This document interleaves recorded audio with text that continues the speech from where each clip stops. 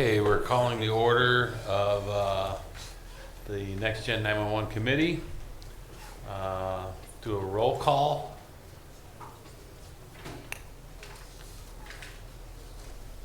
Get my papers in order. Ken Flipiak. Here. Chuck Hillier. Present. Morgan McIntosh. Present. Robert Carr. Sheriff Franklin Bruno. Here. And Rich Regovich, I'm here. Okay. Can I get approval of the minutes from the February 12th, 2025 meeting? I need a motion and a second to approve. So moved. Second. Any discussion? All in favor? Aye. Any nays? Any no negative?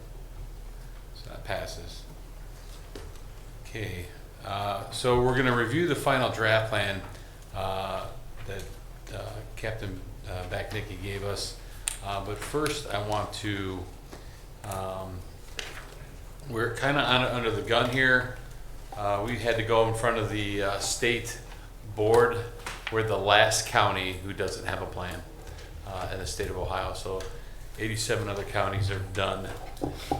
And they've given us a bit of a reprieve. My goal, and I think our goal as a committee should be by the end of June, June 30th, that we have it back from each individual locale and voted on and know where we stand, so we could submit it to the state before their meeting. So just so everybody kind of knows that, that's you know, it was expressed to us by the steering committee at the state how important that is, and so we're going to keep pushing. I will want to meet weekly if we have to get that done. So it's going to be kind of turning up the heat on that a bit so we get this finished. That being said, we have what Captain Backnicki has in front of us. We need to fill out either the pages in the back that define what each PSAP is going to be and what we want to require from each PSAP.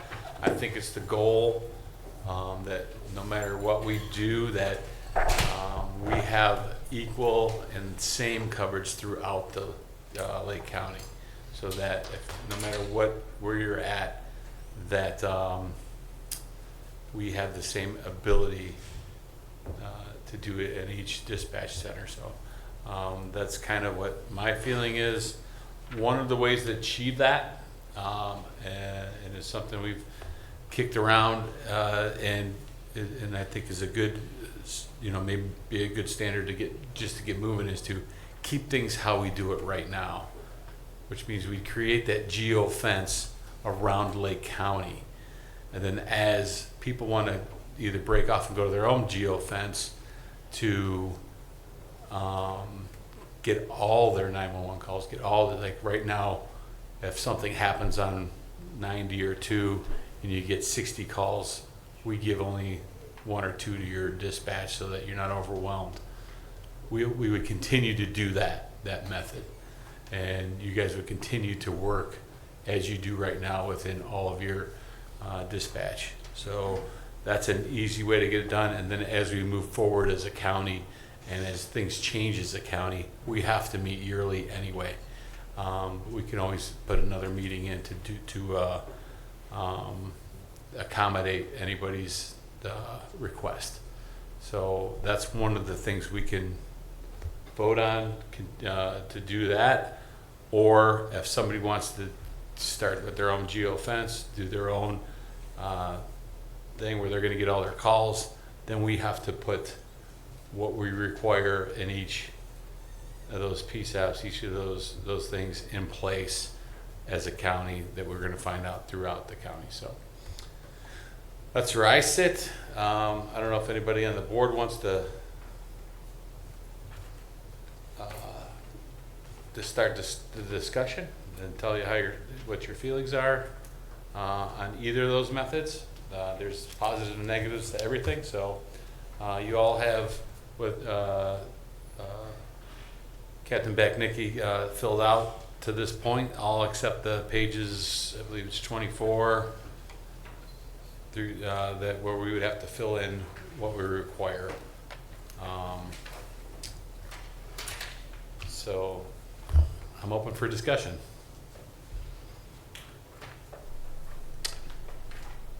I was wondering if, I guess just to add, I would agree, I do agree with Commissioner Regovich as far as the continuity of service across the county, and I think it's been stated by myself and other members of the committee that we're desiring that the service from end to end be consistent. As far as, you know, the geofencing and that, I guess I would agree. I know the sheriff has, right now the county's taking all of that and has recently said that we can leave that status quo, and that relieves the smaller PSAPs from that sort of burden of the significant events, although it continues to be the responsibility of the county. And part of me says, is that really, you know, fair? But if that's an offer they're willing to make, I wouldn't, other than make that comment, I wouldn't protest it. And I think as far as what's in front of us today, I know that there are a couple places, so I don't know if at some point, if we get through remarks, if Captain Backnicky could maybe just take us through the report, where we're at, and then what he needs from us or the committee. And I certainly think that your request that we get this done by the end of June, I think is reasonable. And I would agree that meeting weekly, if we need to get it accomplished, is not only reasonable, but prudent, so. It was a bit intimidating on the call because it is made up of state reps and feeling like, oh, I thought it was just bureaucrats, but no, there's actually elected officials on there that are going, what happened? What's going on? So, and just to be clear, whether we do one geofence, there's still things that each PSAP's going to have as far as software, being able to accept any of the new abilities of Next Gen 911, whether it the video or text, which, you know, everyone I think is already down that road. I don't think there's a whole hurdle to make, you know, with the software and hardware needed and those kind of things would probably be in Captain Backnick, you can correct me if I'm wrong. We would still need that ability done at each one of our call centers. So. Chuck?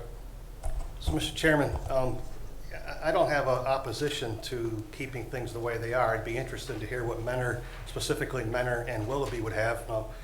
Robert Carr's in here, but I saw Mayor from Willoughby. I'd be interested to hear what those communities have, not because the others aren't as important, but those are the two largest, aside from the county. The term geofence, that's the first time I've heard that word today. And that's a new word to me. So it's geographically fence around the community, right? All right. Is that like the term that the insiders know? And I'll have the Backnicky take care of that. Yeah, the insiders know it, and you're not inside, so I'm not telling you. that's what I figured. All right. It basically just puts a line around, be it a community, be it the whole county, as to where the geofence holds where the 911 calls would be routed from. So if you took the city of Mentor and you put a geofence around it, anything within that geofence will be answered at that PSAP within Mentor. So if you put the whole geofence around the county, obviously that's one geofence, so it would come to one central answering point. So if we were to go with what was just discussed, where if you keep things basically the way they are today, the county would still receive all the mobile calls, correct? That's how that would work. The county then would continue to receive all the funding, which truthfully isn't a whole lot in the big picture of things. Then the local municipalities, their police stations, their dispatching centers would not have to meet the minimum requirements for the state, correct? They would just continue how they're operating today, whether they meet it or do not meet it, staffing requirements. Yeah, not just staffing. I mean, that's in order to fall under the rules that, you know, the 911 coordinator would govern and make sure that they're in compliance with. You have to be entitled to PSAP. So if you're not a PSAP, then you don't fall under the rules and the criteria of, be it page 24 with your free text or any of the other rules that pertain to PSAPs in the county. So there'd only be one PSAP. There would, under that geofence of the county, there would be one PSAP. What happens, emergency backup? It's got to be, there has to be a backup, has to be a PSAP, don't they? Currently, that's Mentor. And so the county has funded resources to make the necessary connections with phone lines and things. So Mentor is the backup for our dispatch center currently. But they would also need to meet all the requirements for the state, right? In order to be an official backup? Or no? I mean, I'm assuming they would. Whoever the backup is, I believe, would have to. Yeah, meet not the necessarily, requirements. I mean, if they're, it would only pertain to PSAPs. I mean, if we have the connectability to Mentor to, you know, unchair from our dispatch center and go to Mentor and function out of there until things came back up, I mean, they wouldn't be labeled a PSAP, because if they're a PSAP, they have to have that geofence. You can't have one or the other. So you could legally have the county be the only PSAP and meet the requirements for the state, and then still roll your calls over to your backup. In this case, it would be Mentor. Yes. Okay. And there would be no change to the requirements, so that would alleviate the smaller PSAPs from, well, there wouldn't be PSAPs, you're saying the smaller dispatch centers from keeping pace with the curve. They wouldn't have to worry about keeping up in the future? Correct. I mean, they would only have the title of dispatch center as opposed to PSAP, so any of the rules that pertain to it, you know, Mr. Stefanko went through the list in the first meeting, from generators to staffing.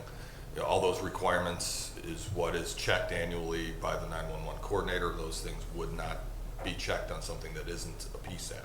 If it's a dispatch center, it doesn't need to be in compliance with those rules. But I know we're getting rid of landline, but that's changing over, but, so the county wouldn't become the PSAP for every call, it'd just be the mobiles, or it's all No, of it them? would be all of them. As they transfer over to the voice over internet, I mean, all of the 911 calls as we get there would eventually be routed to the county.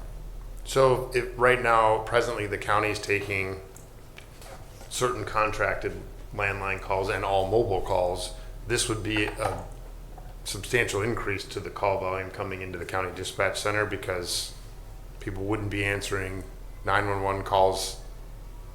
There would be a percentage increase. I don't know the exact percent. I mean, you look at all these PSAPs now, we're not getting many landline calls anymore. So you think you're taking Is it 80%? 80%? It was 85. 80 to 85%. I mean, Of the 911 calls in the county are already Are handling. So you're cellular. looking at a 20 to 30% increase to Right. take on the rest of it. And then every local dispatch center would continue to answer their admin lines, their non-911 correct. numbers. Yes. And each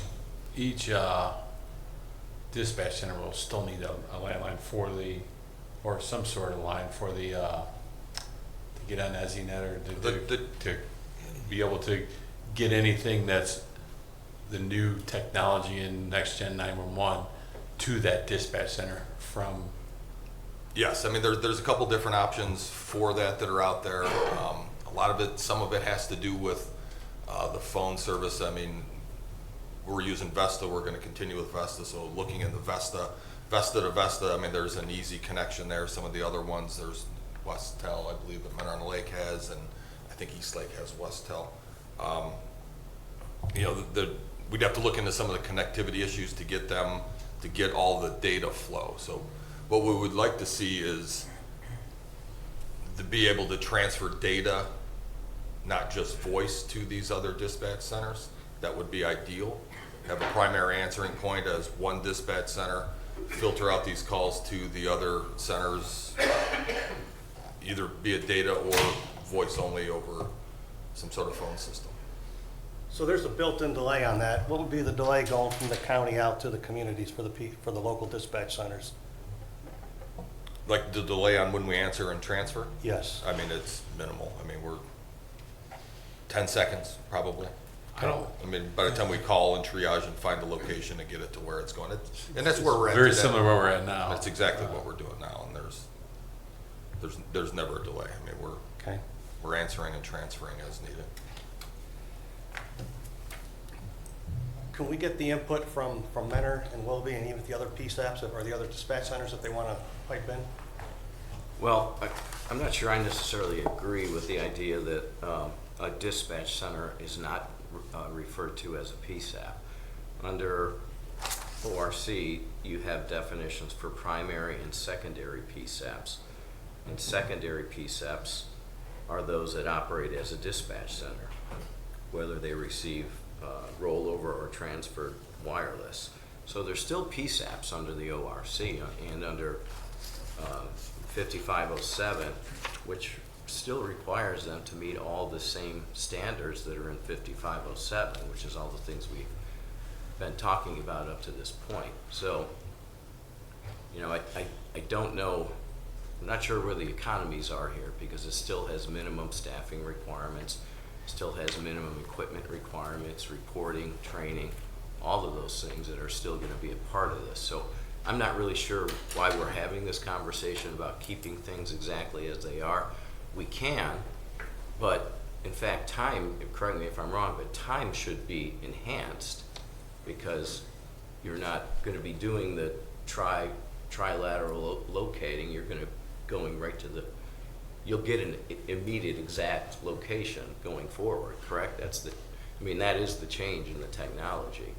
So timing should be reduced, but if we're talking about, I'm not sure why we started down this conversation about continuing as we are, because as we are still means a change, because you're still changing to include text, data, video, all of these requirements that are going to be a part of Next Gen 911. And, you know, whatever that volume might be, you know, if we want to change this conversation to a single point of reception with a single backup, you know, that's different than what we've been talking about up to this point.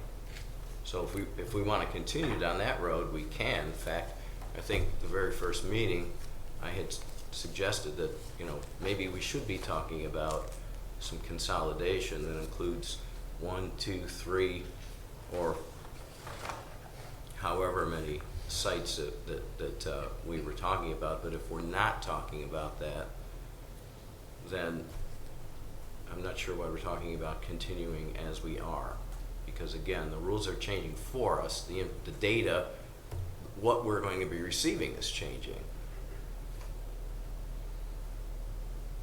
So, I'm not sure that, I guess my point is, I'm not sure that if everyone, each jurisdiction plans on continuing to dispatch, I'm not sure that we're loosening up the requirements that exist out there.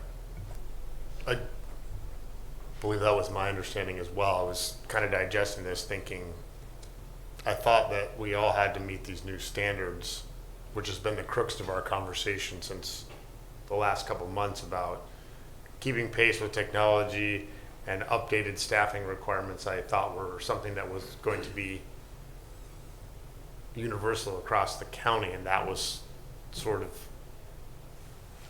the tricky part of making the next version of this plan viable. If you could explain, Madison Township is asking us to answer their 911 calls. And the reason they're doing this is because we answer Madison Township's fire through our dispatch center.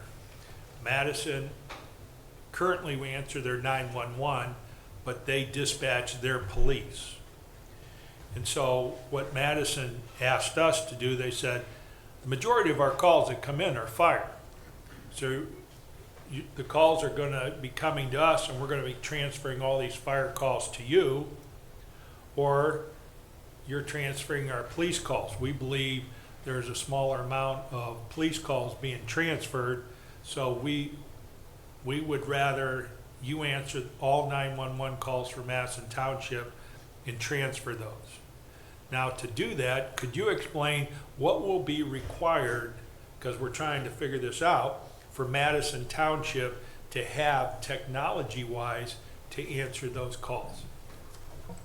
Well, and that's it, and I don't know if we addressed this at the last meeting, but you know, we met with Chief Hager and we went out to Mill Creek out in Pennsylvania and saw this site out there, and they're a branch off of Erie County, so Erie County is the main PSAP out there, and then Mill Creek exists, and they wanted to remain viable to have the dispatch calls transferred to them. So they had a setup out there where they had a phone that when the 911 calls came to Erie County would transfer them to this phone, and then they would get the Annie and Ally information on the phone, or the lat long that was on this phone.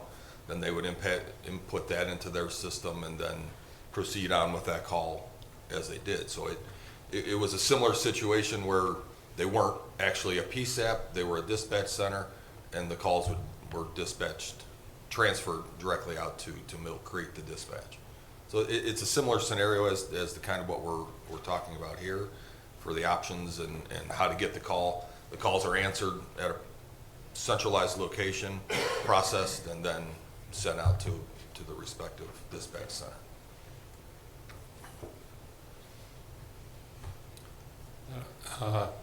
Mayor Fiala, I don't know if you want to join in on the discussion, Sure. since you have one of the bigger communities. I guess, getting back, I think, to what Morgan was saying about the standard of service across the county should be the same. In my understanding, the Next Gen 911, at least on the city side, had to commit to making improvements to their systems. They have a 5-year window, correct, to make improvements to their systems to get Next Gen ready. And most of them, I was just checking, it seems like they've identified a cost associated with that. Is that true as well? So I guess, Ken, to your point about why don't we give the cities a chance to see if they can meet the standards? I don't know if they can or can't, given the dollars that I know we're seeing to meeting those standards are. But let it run out. They got a 5-year window, and then at some point, they and their councils have to make a decision whether they can afford to run a dispatch center any longer. I hope I'm making myself clear on that. But second to that is, as it relates to the PSAPs, that I understand that any community can ask to be geofenced, or is there some? I understood it that way. So Willoughby, if you guys said, hey, we'll take it, I've been of the understanding you could do that. I don't know. So if you're the PSAP for that area, but then that geofence can change if, let's say, Wycliffe, wants to right, go, yeah. right. Okay, so that's interesting. I didn't know about that. So that's That just sets the parameter or the border, if you would. Yeah. So every call inside there is going to come to that PSAP, and the other one outside is going to go to a different one. So is there any call volume that you have to get to be to qualify as a PSAP or to have geofenced, or is there any criteria other than just asking to be, or how does that work? No, I mean, I think as long as you've got the equipment, you've got the ability to connect to the ESNet, Okay. you've got the minimum staffing requirements, Okay. you've got the generator connectivity. I mean, it's kind of all of that outline that they had in there. You can then be a PSAP. Okay, so that's the equipment piece and the technology piece that we must get to Next Gen. Okay, got it. I can tell you that, the task of the cities is going to be the most challenging because we've got to get, 9 city councils to approve this throughout the county. So it's going to be, and I'm assuming it just takes majority vote of the 9, and that's one vote, right? It's the city's vote. And so we just have to get this in the hands of all the cities. I guess if I could follow up with a question there, and what you were talking about is pages 24, right, and 25, is the committee can add requirements to each dispatch center in terms of staffing. Yeah. And so, I know the mayor's concern, and you brought this up at a mayor's and managers meeting, was if the requirement is to have 2 dispatchers on duty at all times across the county in all those dispatch centers, you expressed a concern for the increased cost to the cities. Yeah. Could you reiterate that? Yeah, the concern we have is that if we elect as a committee, or if you elect as a committee to say we want 2 full-time dispatchers, the only option is the secondaries have to have a backup, right? I think was one of the comments you had. But I'm not in law enforcement, but I would hate to see a road patrol officer come off the road and be a backup dispatcher. To me, it doesn't seem like to be a good use of personnel. So I look at 2 dispatchers as 2 designated dispatchers. And I think that's the standard. I think when we talk about level of quality across the entire county, isn't that one we should be thinking about? I think that's been, at least I feel that's been a part of the running conversation. Now, if the county were to take on the whole geofence, and I guess with what I was under the impression that to adopt this next gen 911 thing that we needed to have a minimum of 2 at all times. Right. The question I've been asking is, what is the staffing rate? What does that look like for our current PSAPs in Lake County? And there's, how often are we below that mark? What is it going to take to get to that mark? But then as of the start of this meeting, I'm now sort of questioning, is that still a requirement for the lower PSAPs? I've always understood no matter what we do, we were going to have 2 over the time. So I've been feeling that's the compelling issue. Right. Add to which we know that we've talked a bit about the technology curve and the cost of those things going up. So there is that cost of, hey, what is it going to be replacing equipment? I understand everybody today is on the cusp of being compliant to the standard as of now, but okay, 5-7 years from now, that's within the 10-year windows. Hey, we got to replace now. Are we anticipating what these costs are going to be? Again, that's forward thinking, and we're a committee here, and councils are councils, and there's a separation there. But I think it's important that we discuss that here, because we're going to put the architecture together. And the other side of it is specifically looking at the county, the city of Mentor, and Willoughby. If you were to look at consolidation, those are the 3 likely centers to soak up somebody that it was the case. The other question I've been thinking is, if we'd anticipate sometime in the next 2 years, 10 years, there might be some communities that say, we're out, we're going to phase down, we're going to get rid of this. What does consolidation look like? And is it worthy of us taking time to discuss what a transition like that? Because nothing happens quickly anymore. You go to a vendor to order hardware, hey, we'll have it. And we all know fire trucks, ambulances, all of this stuff is, in the last few years, now takes well over a year to get things on order. So nobody's snapping fingers and just adding to. Hiring people is harder than it's ever been. So I think it's worthy of this committee taking up a conversation about how we'll work together as we navigate the next 10 years in this changing environment. And if I may, you're exactly right. We ordered our equipment, about a year ago, Chief? And we won't see it for another 16 months. So it's not going to be like one day a city's going to say we're out of dispatch and the day later it's going to happen. I think there's going to be some time between the 2 events occurring, unless there's some program that says here's what our dispatch center profile looks like. And if any of these go down, these are the 3 options you have. Right, and I think I think it'd be irresponsible if we didn't take time to discuss that, for the simple fact that Right. I think we have the capacity to do that, and I certainly understand the idea of consolidating, and every community has pretty much expressed they don't desire to close it down, and that's fine. But 10 years is a long time to navigate, and we don't know. I mean, mayors change, councils change, economics change. All of those things happen, and if we don't spend time anticipating that, Right. then we do a disservice to the community and not properly planning for what our responsibility is. And I know I speak for at least the West End mayors that they all would like to keep their dispatch centers, and I think they certainly have the right to do that. But I think there may be a financial or a fiscal reckoning in the future that says they simply can't do it if we have to have 2 full-time all the time, and if we have to upgrade technology and equipment. And so my position is let them make the decision, but we should all go into this with our eyes open that at some point, a city might say, look, we just can't afford it any longer. There's other things that we should be doing. Because there is a dramatic disparity in the cost of what you're paying in the city of Willoughby to put new stations in and what people have done financially to commit to becoming compliant. I know a couple cities are like, hey, we just got to buy one more piece of technology. It's relatively small. What they've spent thus far to get here pales in comparison to what you're spending looking ahead. And that's the part, as a person responsible for the safety of lives, as we all are in this room, and I look down the road, again, if we don't have that honest conversation or at least develop a plan, I think we're doing a disservice to the community by not addressing it. And we've got live numbers right now, and we've shared them with some of you that, it's $400,000 per workstation to get them up, equipped, and Next Gen 911 ready. It's not 2 workstations, that's $800,000, 2 active workstations. So it's an expensive proposition. And I think I heard another comment said that I really agree with that. The residents in Willoughby deserve to have the same level of protection and dispatch center if they're in Madison Village, Painesville City, or anywhere else in this county. And so I can tell you from my city, we should expect nothing less than have the same level of service across every county, township, village throughout this county. I agree. So, I mean, that, for us to make that, this page 24, whatever parameters we need to put on it, just off the top of my head, I'm looking, you know, the staffing numbers is number one. What's the cost of that? And I want to just say that I would expect nothing more from the state. I think we had kind of a disheartening phone call. I didn't have it, but on Friday, that they would love to keep it status quo where it's at now. No. And to me, this is another unfunded mandate.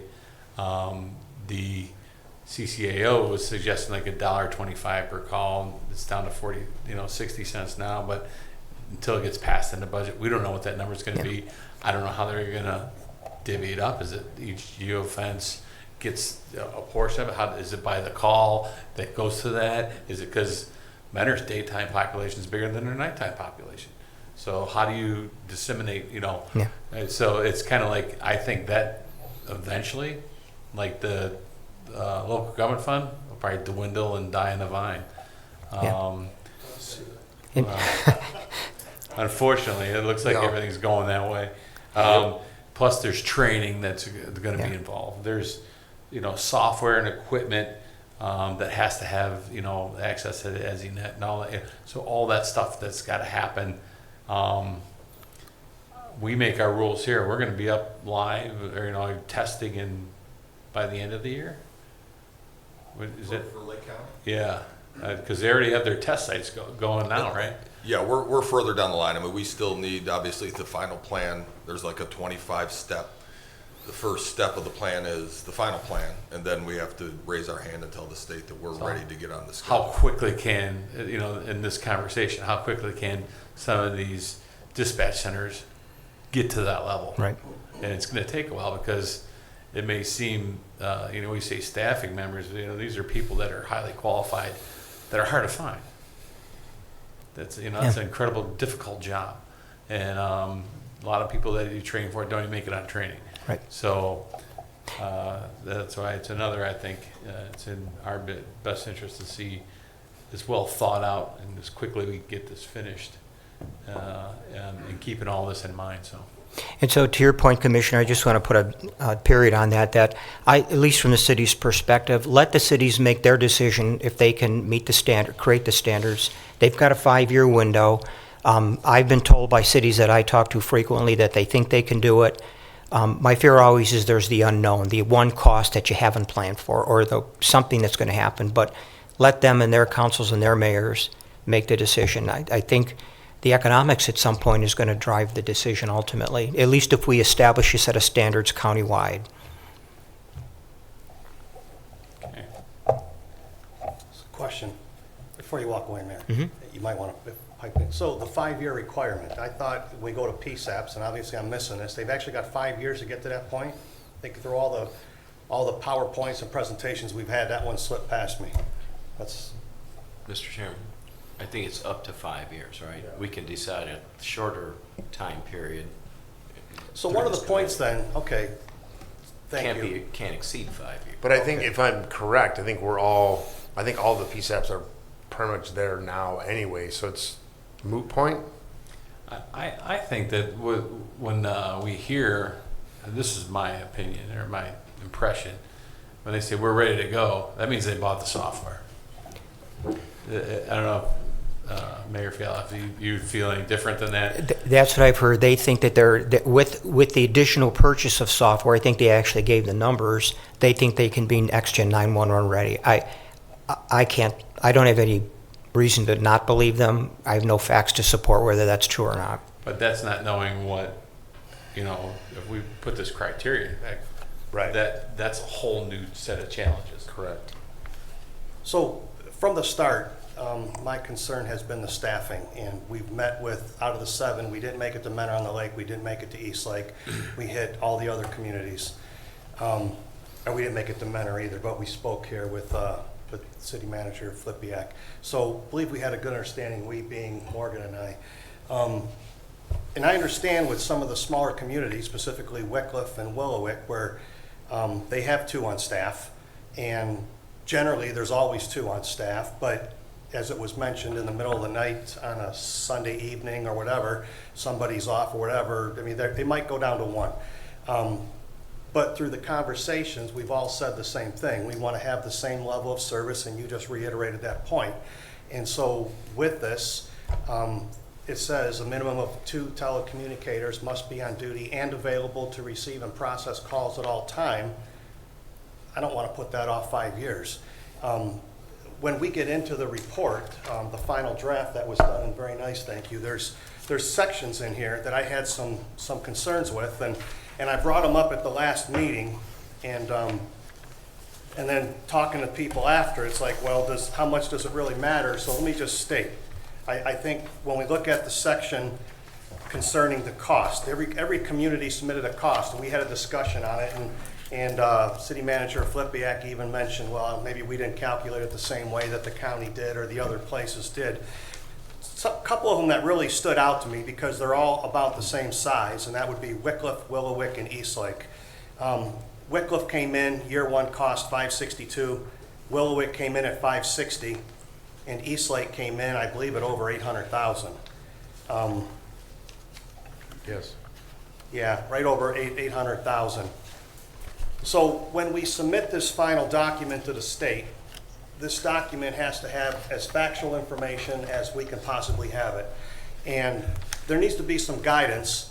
I'm not hung up on the numbers as much as consistency of data. So if we submit a document and we're stating that 3 communities, which are all approximately the same size or the same police departments, have a 30 or 40% disparity in costs, I don't think that looks good on us, and I don't think that we've done our due diligence. So what I would like to see are these numbers discussed, reviewed, and then everybody's singing from the same sheet of music. And whatever that number comes in at, it is what it is, and I'm not going to debate your numbers. Everybody has different unions, different associated costs, but we should be having something that's more valid. One of the thoughts I had with this, though, is staffing levels, and I mentioned at the last meeting, as a township, we contract with the county for our road patrol deputies. And in order to have 2 deputies on the road 24/7, 365, we're paying for 10. So if we have to have 2 dispatchers on dispatch 24/7, 365, my mind tells me, I'm thinking it's the same unless you guys got something like the fire department has with Kelly days, and I don't think you do. So I wish I had some Kelly days back in the day, especially when I was in the military. But anyhow, I think those are some issues that need to be addressed, cleared up for the final document. And I think they could accommodate 2 full-time dispatchers using part-timers too. I know in our city we've got more than enough. Sure. So most police departments will factor in, 2 doesn't mean the same 2, 365 days a year. It's, 2 with probably 4 part-timers ready to go to backfill. Well, And then and if that number is built into here and that's why they're so That's- much lower, then okay, then spell it out or Right. clarify. It's a Well, better word. I think to clarify. that point, that was I think that was a question, and there's been some offline conversations about that to that point. And as Chuck's talking and as Mayor's talking, and we're looking at these numbers, the question I have then is if are we currently budgeting for, are these communities currently budgeting for 2? And if not, what changes those numbers? We again, not to beat the dead horse, but the technology, we have an anticipation that, and then, it's going to go up substantially. So those numbers may not reflect the best cost estimates at this point, but what about the labor piece, And I think that's the big thing, because if you have to have a couple dispatchers and you figure what you're paying, I mean, there's what you said about the cost of your hardware there's 800,000 for 2. Well, if you got to hire a couple more dispatchers, we all have a pretty good idea what labor costs. There's another couple $100,000, and that could take, on some of these budgets that start off at $500,000, if you wanted to take some of those and program them in, you're adding $300,000, $400,000 to the budget there. That's a 50% increase in some cases. And by the way, just for clarity, 2 doesn't mean only 2. There's 2 per shift. So 2 per shift, yeah, correct, yes. yeah. So are we looking at this number as equating that to staffing? I think, Is that- in my opinion, and based upon my years working in government and working budgets, I'm thinking it's gotta be, it's So gotta your be. opinion's skewed. My opinion is very skewed, because I've done both city and townships. So, I think I'm the only elected official in the county that can say that, but regardless, I wouldn't say it to anybody. yeah, okay. Regardless, my opinion would be, is that it's gotta be heavily influenced by staffing.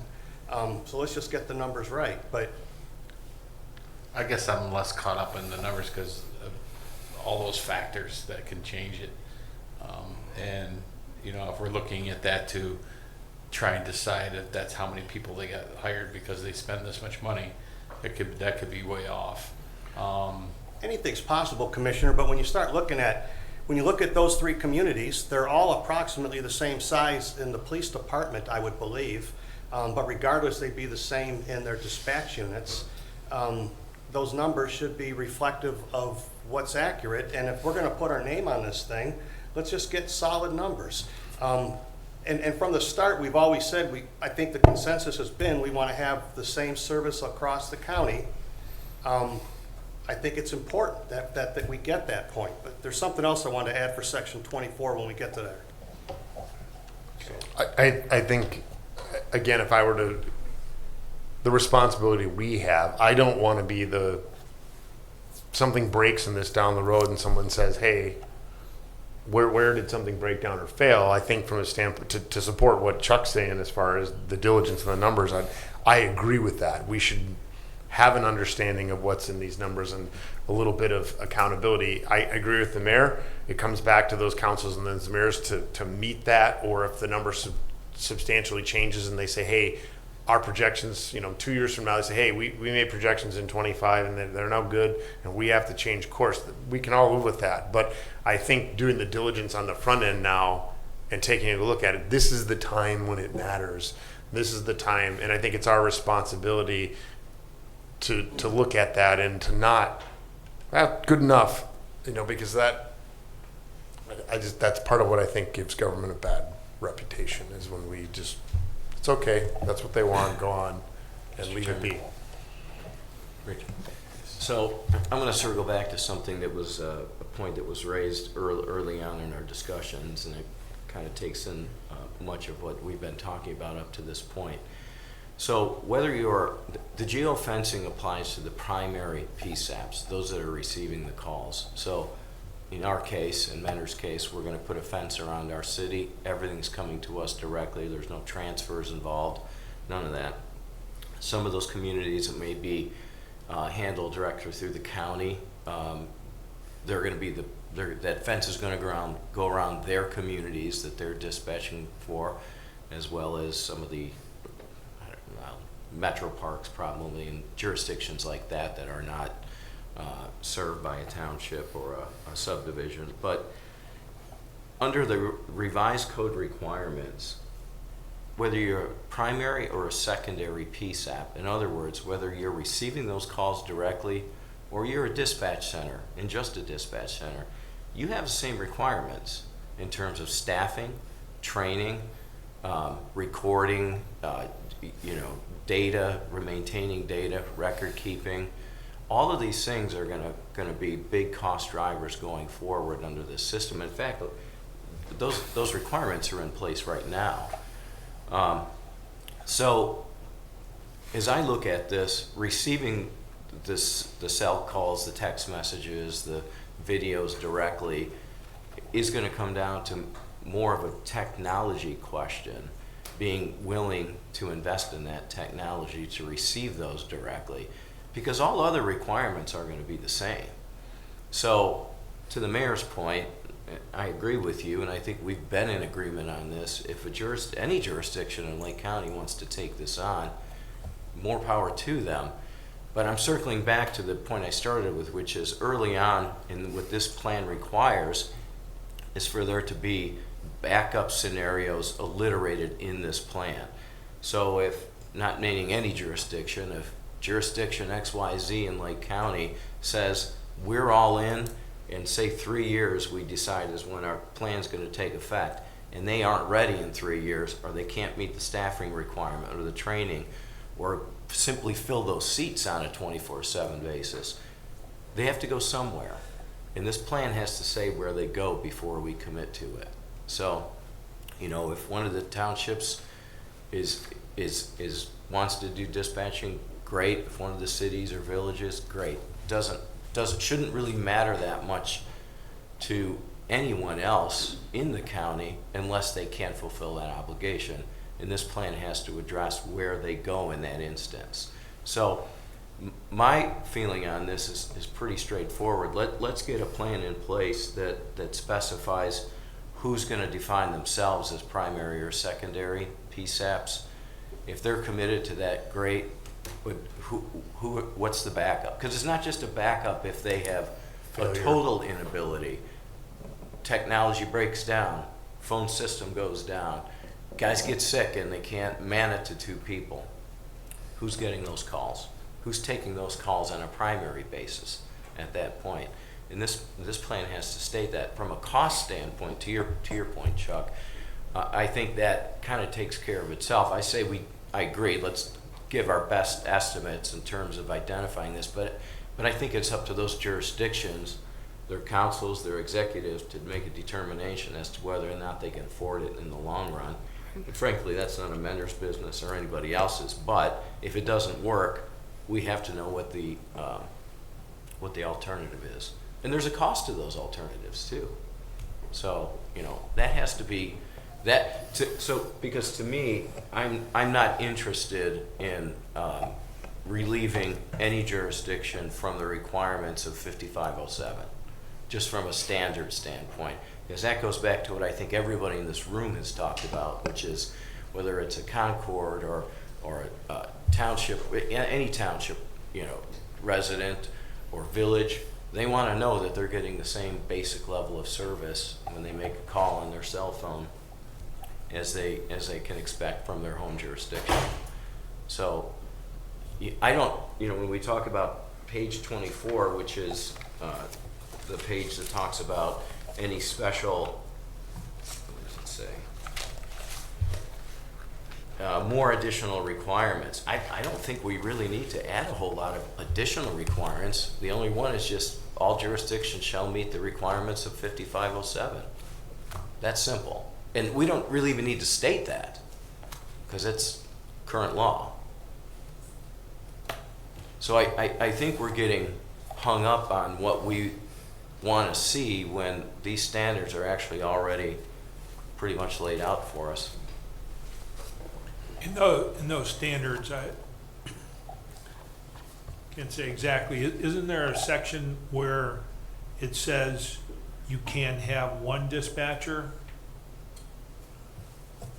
Yes, I was actually just gonna pull it up, but there was an alteration to the rules that they were requiring 2. They've modified it to, you can have 1 dispatcher on duty as long as you have a backup set up that will answer the rollover calls for that. So the mandate in 5507, I'm trying to get online to get the latest copy. Right here in that butt I've statement. got this one. Does it have the? Read the butt statement. I copied that out of the PowerPoint we had, if that's not what you're looking for though. Yeah, this is under the 128, which, you know, is similar and works in conjunction with 5507.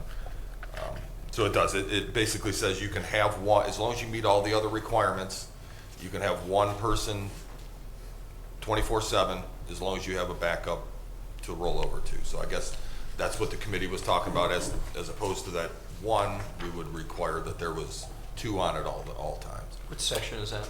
That was 128. Is there like, If that's the case, I think we should all know who's backing up who, because if there's a significant event countywide, our dispatchers are busy too, so, you know, we can't, That's always been my concern, or, you know, and what if God, I mean, it's probably the perfect storm, but I think anymore, we talk about 100-year floods that seem to happen every 2 or 3 years, whatever, let's just forget that, because it happens. What happens when you've got neighboring PSAPs and, it's Sunday afternoon or it's the odd time, and all of a sudden they're both at 1, and then the heavy storm comes through, or the snow event, or whatever other worst thing is, and then all of a sudden it's chaos. and again, I think that's when I talk about accountability, you come back, like, that's where the fingers get pointed.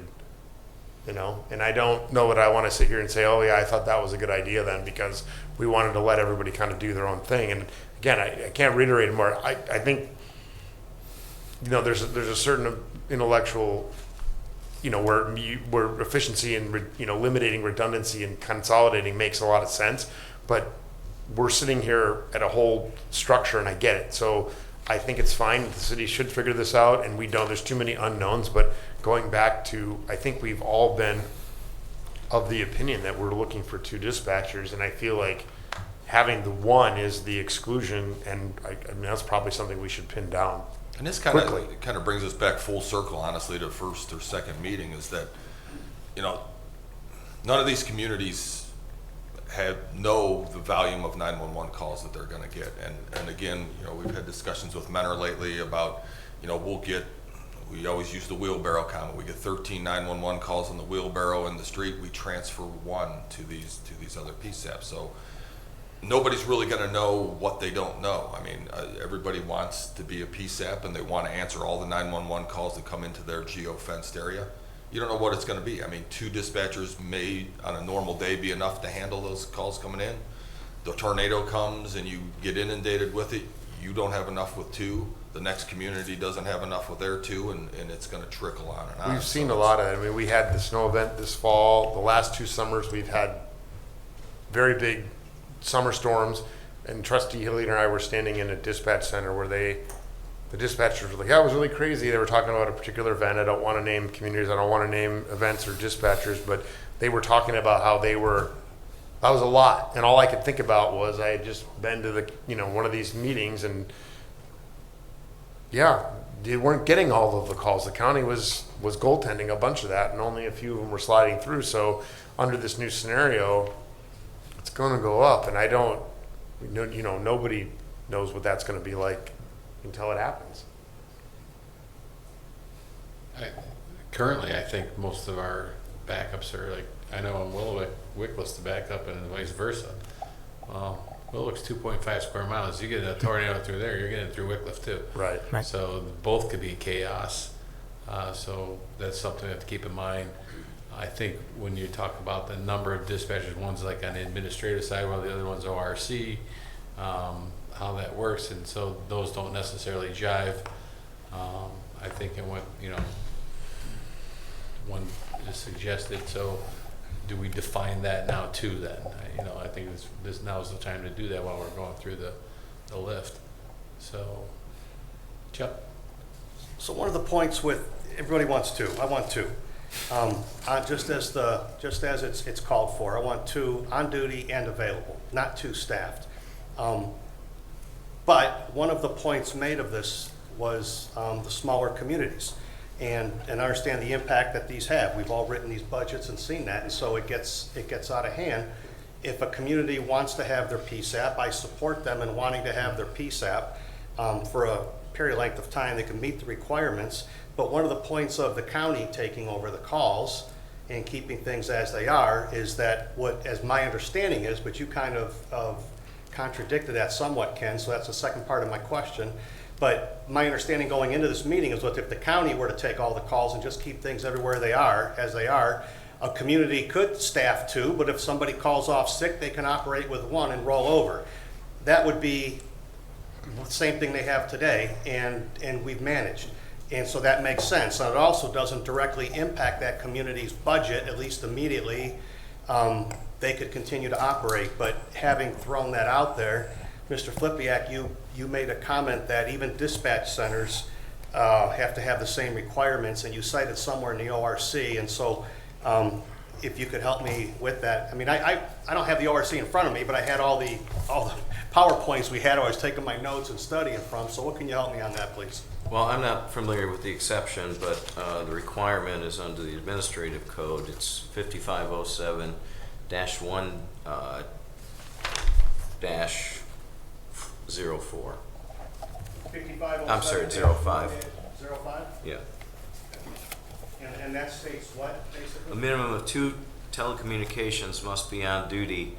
Telecommunicators must be on duty and available to receive and process calls at all times. for 911 systems with automatic rollover to a secondary PSAP.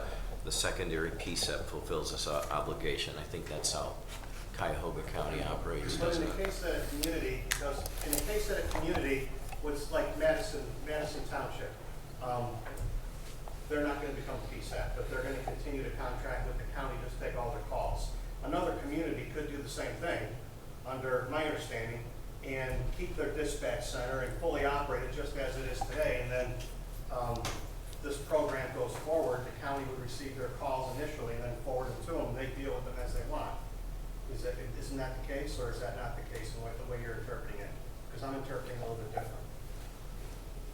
Well, I didn't write the rule. I mean, it's just what it is now. But that should be a PSAP though, isn't it, Ken? Yeah, that's, as I said, there's two the definition for PSAP is you're either primary or secondary, but you're one or the other, and all PSAPs have to meet those requirements.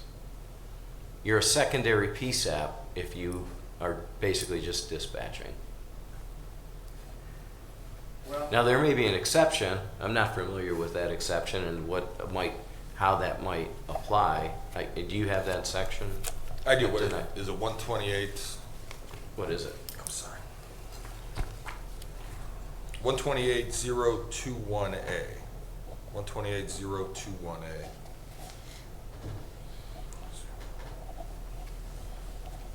I'm flipping to it as well. But the 5507, I mean, the primary versus secondary PSAP, I mean, that's what we have in place now under the Right. enhanced 911.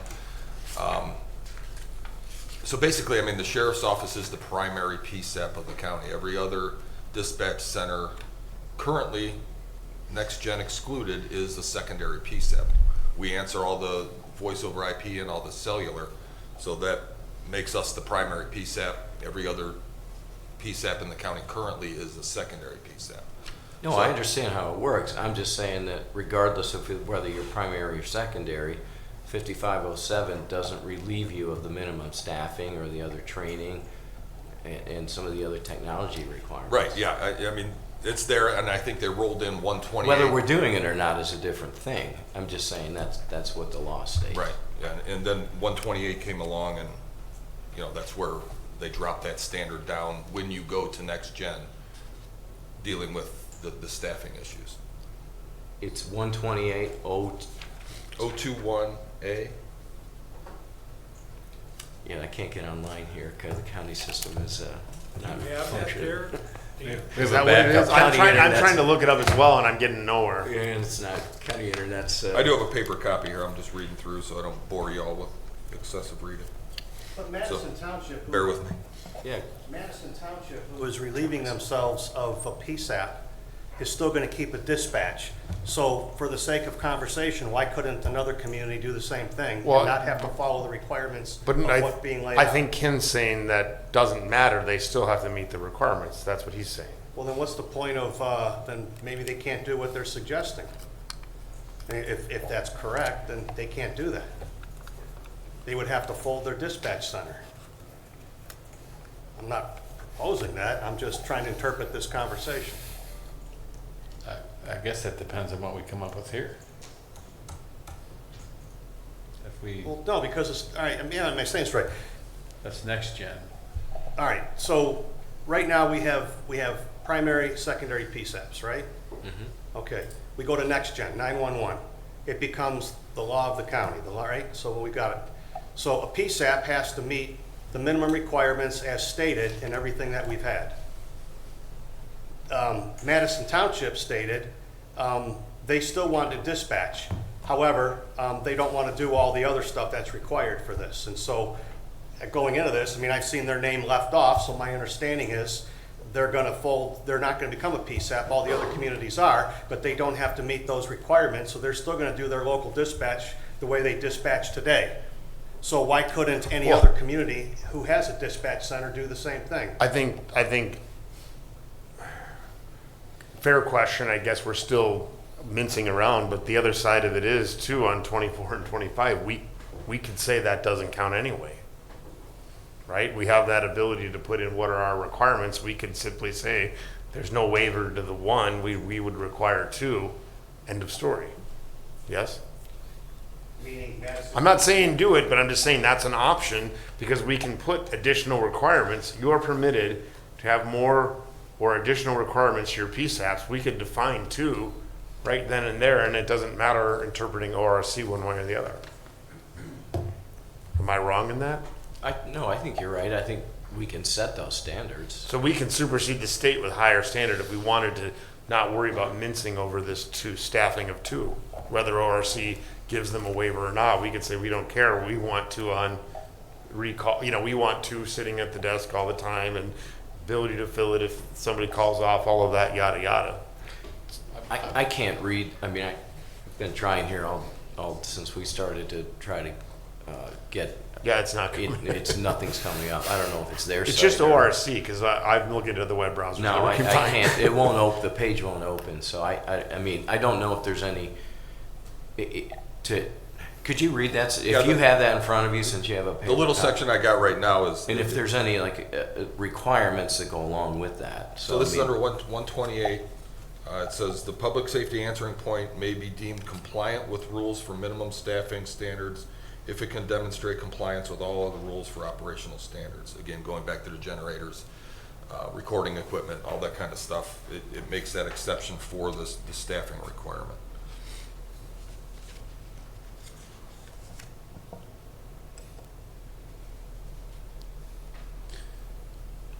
So that's another question for the committee, whether or not we want to, what staffing requirements we wish to have. So I kind of look at this pages 24 and 25 on here. So, it says final, county final plan for counties following ORC 128.06A. You are permitted to have more requirements than your PSAP. So that kind of makes what we want to do locally, countywide, into ORC. Yeah. That's how I read that. So I whatever, guess. so if we say we want minimum two, that's gonna, require that minimum two.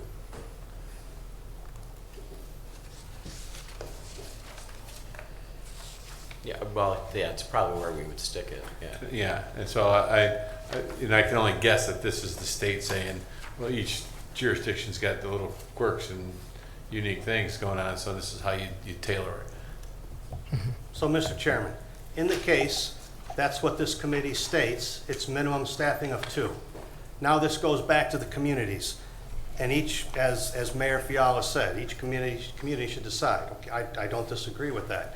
But if they decide that they don't want to fund these additionals, but they do want to keep their dispatch center, like Madison Township is requesting, they could do that, right? And then they would fall off the PSAP list, but they would be in they would still have a dispatch center. And if that's not the case, I think we have a legal counsel sitting in the back. We need someone to tell us, is that even legally an option? Because we're sitting here, none of us are attorneys. Well, I don't know that that's a legal question. I mean, you can't take a 911 call if you're not a PSAP.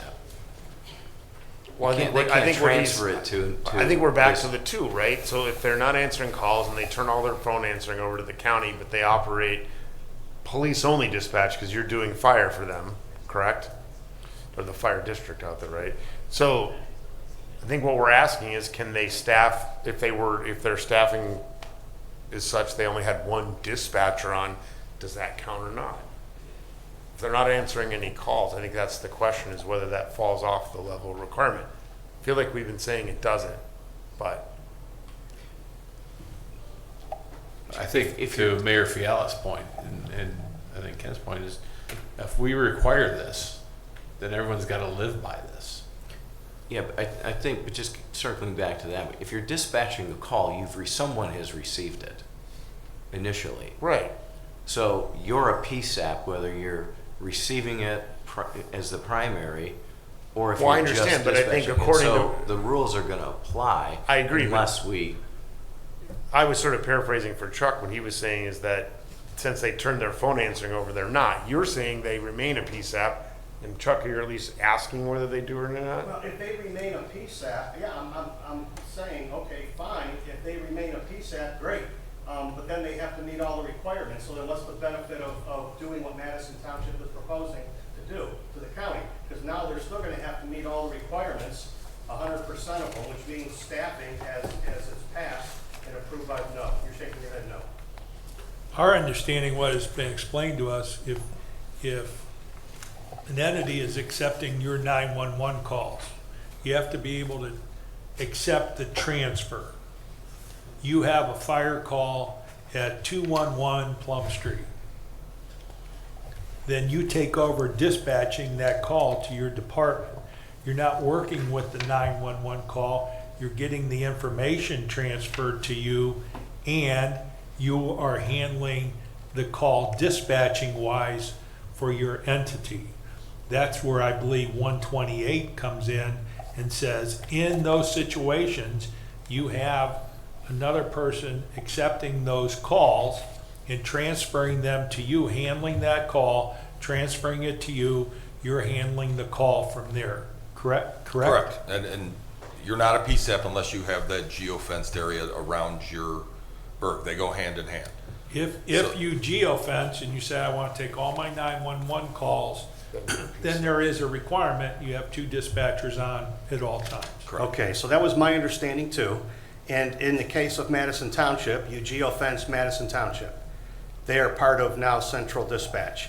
You could send the call over to Madison Township and they could handle it.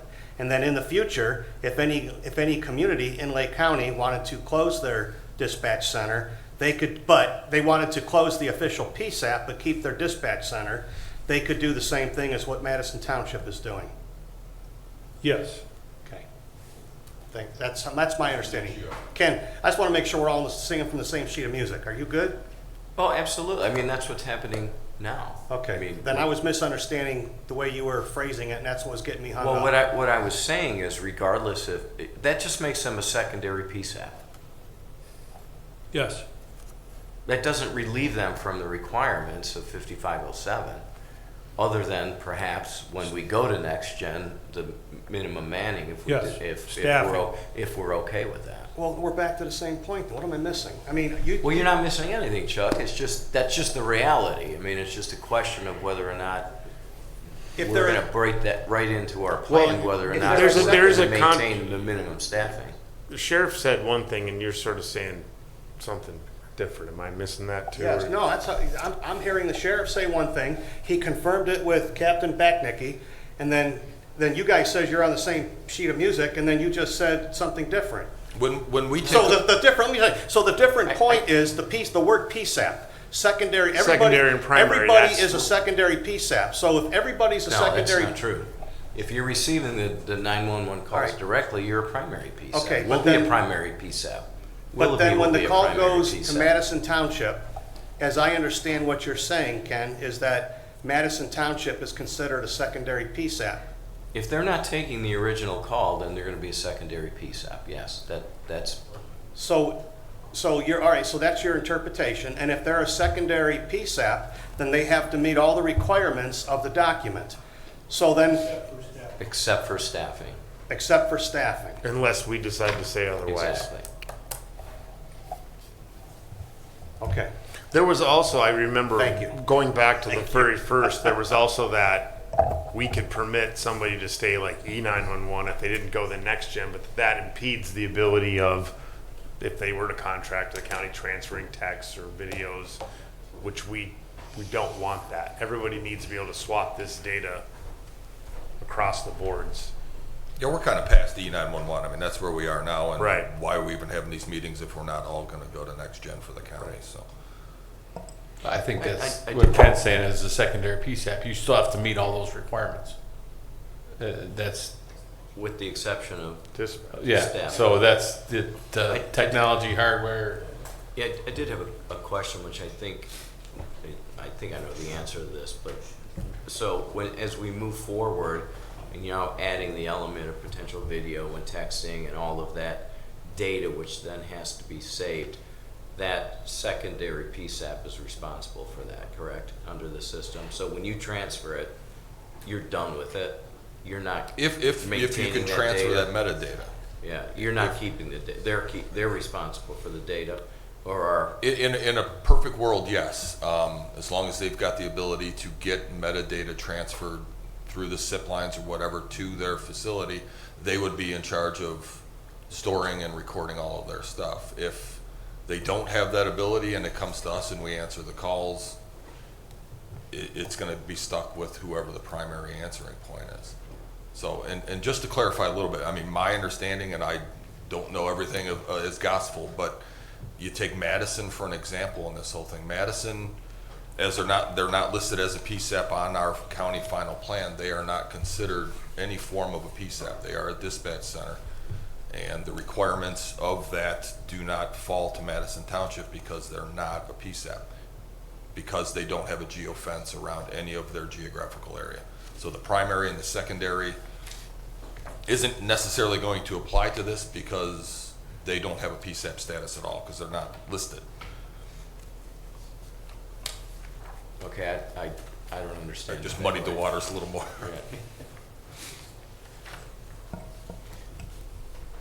So who's secondary if for some reason you fail? So then it falls to Mentor to pick up a Well, Madison call? you're looking, I mean, I guess you're mixing up terms here, maybe primary versus secondary versus a backup. But if you fail, center. if the county, something happens, catastrophic, technology goes down, whatever, we have to matters plan about- for that. The call rolls over to a secondary or to Yeah, another PSAP. Who is it? We share phone systems currently with Mentor. Right. And obviously, if we were the primary, the only PSAP in the county, leave primary out. If we were the PSAP of the county, then we would roll over to Mentor because we should have that. So shared at this phone system. point, if we were to, do that, is there a point where the counties, so Mentor would need to then sort of keep up with whatever you're, like in this case of Madison, they'd need to be cognizant of that workload. Should you fail, That's already happening, Morgan. Yeah, we're doing that currently. I mean, we've used. so every each other time you pick reciprocally. up primary response or answering responsibilities, the backup PSAP follows in maintaining its ability to catch all of that, plus your own, right? Yeah, through our Vesta system. Yeah. I mean, we share a Vesta system with Mentor that it works in conjunction with one another, so that's all set.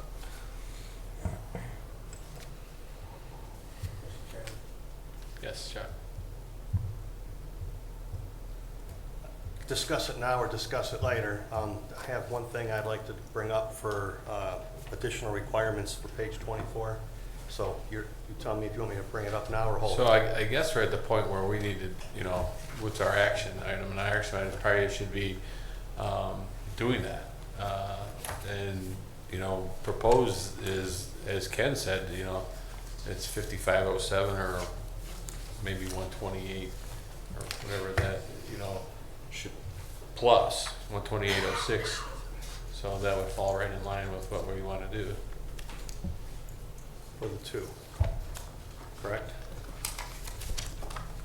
Well, are we starting on page 24, or are we just gonna kind of go through this page by page? Go through it. I mean, we really haven't done that yet. Yeah. If you want, it's easier for back thinking to go through. What's before this is what we currently have, right? Well, most of this is pretty much just, Yeah, each. a lot of these pages are just basic information. A couple of questions along the way, I don't know if you guys do, but Is everybody on board with just moving forward here? Yes. All right. So whatever questions you have, Ken, I guess. well, on page 11, where you have county, where it's listed for section 07E2, 12807E2, identify which PSAPs listed are going to respond to calls by directly dispatching an emergency service provider, relaying a message, etc. We're not all doing that. So not everyone is, we may all be directly dispatching, but not everyone. Are we all transferring calls? Or I understand the system may be capable of that. Aren't they driving at how our basic system is going to operate here? Yeah, on a basic, if you're dispatching primarily for the calls that you receive, I guess looking into this, and I did get a couple different responses from different PSAPs, the thinking of the way that I have it is Metro Parks is a big example. I mean, whoever's the answering point for that, wherever the 911 call is, if somebody calls from East Lake to report a domestic for their mom out in Madison, you're going to have to eventually transfer that call. So at some point, we're going to get into the weeds of certain types of calls that are either going to have to be messaged or transferred.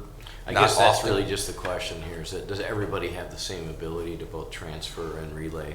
Yeah, as long as everybody, the 7, if we're doing 7 PSAPs are connected to the EZNet, that option is Okay. certainly available.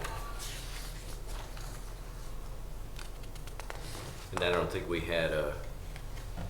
didn't yet have an answer on page 12 at the top, 12807A3. Yeah, I do not yet. I actually talked to Mr. Brandt this morning, and I did not get the answer to that one as of this point. There was a recommendation, I got it here somewhere, too much paper. Which I'll find. DAS had a suggestion on guidance on this, which, again, we don't have to really go through this, but I don't know if there's a guidance document on there for county final plans. They made a couple of recommendations, a couple of examples they gave, which is really just a point of connectivity, how you're connecting. So I think, like the examples that they gave, get the right section here.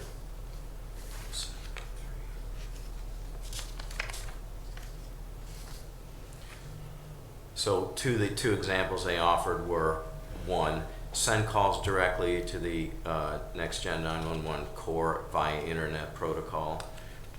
Example 2, link the selective routers to NextGen 911 core. So I think they're just looking for a technical response there. Yeah, and like how it actually connects. And you're right. And part of some of this going through this packet and trying to fill it out was points like this were difficult to do until people actually determined what they're doing versus, hosted versus non-hosted sites and where they're going with their connectivity to the actual EZNet itself.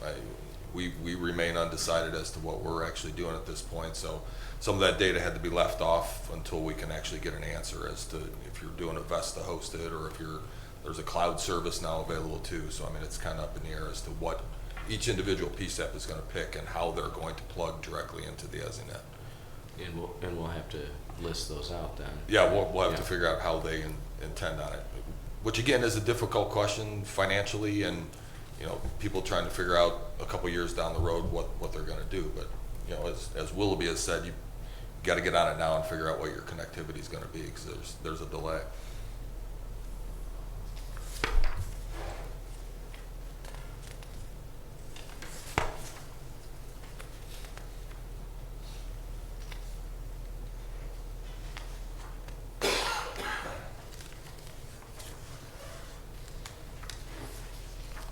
Chairman, I had a couple. Go ahead, Chuck. So page 4, 5, and 7, I never see the village of Madison listed. I see the township of Madison. So I'm wondering, they should be, I assume, under central dispatch now, or somewhere up there, at least be clear. Page 5, 7, and 9, my bad, 5, 7, and 9.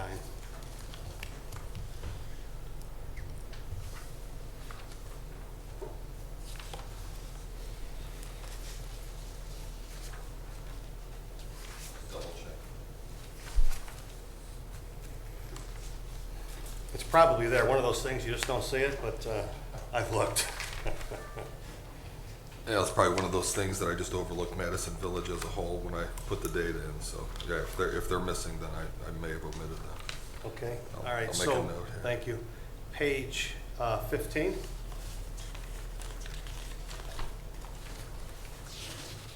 There was no answer for the county or for Willowick. Does that mean $0 and if dollars, or, well, it says no answer, so they need to fill that in.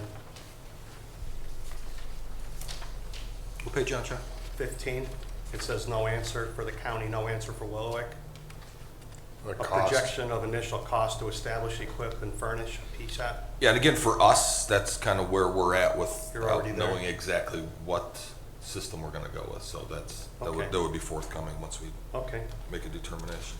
Page 16, well, this is the heavy-duty one that we just got done with for the last hour and 20 minutes. I'll skip that, I want to beat that again. The annual cost, as I mentioned prior, page 16, 17, I'd really like to see those numbers cleaned up. We're going to put our name on it, and however this is defined, I just don't understand how one community, same size as two others, can be $250,000 more, which is almost 50% of the cost. It just doesn't make sense. I don't think it's a good reflection on the report for the county to submit. Same thing with Mentor on the Lake.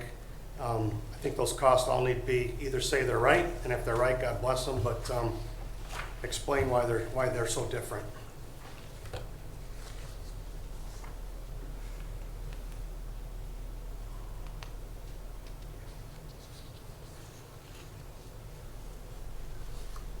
So the one that sticks out to you is that East Lake? Well, East Lake's 800,000, and you have Willowick, Wickliffe, and Mentor on the Lake all around 500 plus. So I'm thinking that they're all similar in size, at least Wickliffe and Willowick are similar in size. I would think Mentor on the Lake is pretty close, they're a little smaller, but you know, just trying to see why. So I just think it needs to be addressed, that's all. And then on page 24, I'm going to throw this one out now. So this was raised to me by one of the PSAPs that we visited, or one of the dispatch centers that we visited. I think it's a good idea, especially after serving on this committee. So once this committee approves it, whatever final plan we come up with, it now goes to the communities. The communities are now going to vote on it. Now it comes back. The county commissioners, I assume, put their stamp on it. We send it off to the state, correct? I believe that's how it goes. Okay, that's my understanding of how it works. I'm getting a head bob in the back. We Okay, need thanks, Bob. 60% approval, is that correct? But population, right, not of communities? No, I think, Or is it? well, 60% I of think population. representative of population, right? Yeah. Right. So it gets approved. All right, so it gets approved. Now, once it comes back to the committee then will make all future changes to the program, right? I'm looking at legal, I don't know if, There's a statutory process for what things the committee has the ability to then amend in future final plans, but once a year it should be reviewed. So the point of my question is, it was brought up to Morgan and I in discussions with one of the communities that they didn't want the committee to have the ability to eliminate PSAPs in the future. And if any future committee were to want to eliminate a PSAP, my opinion is that it should go back to the same approval process. Any administrative changes or anything else that the program has, I think that's perfectly, efficient and prudent. But if you start eliminating PSAPs from other communities, I don't think that's fair. I don't think it's good or good governance. So my input would be, unless the state already addresses that elimination of PSAPs, I think that should follow the same process that this initial process is following. So that was my additional. Does that make sense? I'm not sure. Yeah, I mean, if we've already agreed based on just saying we're going to design a plan based on standards and let the viability of PSAPs exist through the legislative process in those home communities, don't we wash our hands with that by just setting the standard and walking away from it? If that's the case, why would we need to add that? Because I think from my understanding, what you're saying, excuse me, is that we would be stepping above and beyond what ORC says as far as designing how this whole process goes. Well, so with anything, whenever you look at it, and I've heard you mention it before, Morgan, in conversations, is 5 years from now, are you going to be here? Am I going to be here? Are any of us going to be here? There's probably going to be new elected leaders or new people serving on this committee. It might be all 5 of us, but you don't know. And so with that uncertainty, if a committee has the authority and there's a political will in the future to eliminate PSAPs and just make it 1 or 2 for the whole county, I just think that's an abuse of the original power and wasn't the intent of the committee. And so to prevent something like that from happening, you give reassurances. Like I said, this was brought to us from one of the PSAP, from one of the local dispatch centers. They had a concern that future boards could eliminate. And so with that, I'm bringing it forward. I didn't consider it prior to it being raised, but once it was raised, I thought it was a very valid concern. So, if I understand you right, in order to eliminate a PSAP, you want all the other communities to vote on it? I want the same process that we're going to go through now, which I believe is 60% of the populated areas, which Well, is I pretty guess- much your 5 biggest communities, right? I guess in 5 years from now, what does Madison care if Wycliffe wants to? You know, No, what he's saying is that the committee of its own initiative would eliminate it, not that Willowick or Wycliffe might say, hey, we're raise our hand, we're done, we're gonna fold. It'd be a committee forcing them to, I think is what he's Yeah, saying. this body forcing a community to close close. the PSAP. I don't want that option to exist without the formal process taking place. Of which of how we'll adopt the plan. Correct. I don't want 6 people sitting up here and telling anybody in this room we're closing your PSAP. And they have no say on it. Right now, they have a say on it because it goes to a vote.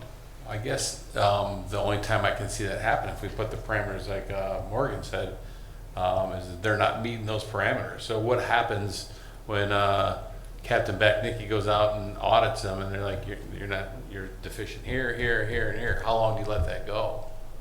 And that was the point I was gonna bring up. I mean, that's really the only fallback that the county has, because if you have one PSAP, and I'm not looking to get rid of anybody involuntarily, but if they're not in compliance with the inspections, not only do they lose their money, the whole county loses their GIF funds because we have one PSAP that isn't in compliance. Me going there and demanding them in compliance isn't gonna whip them into shape.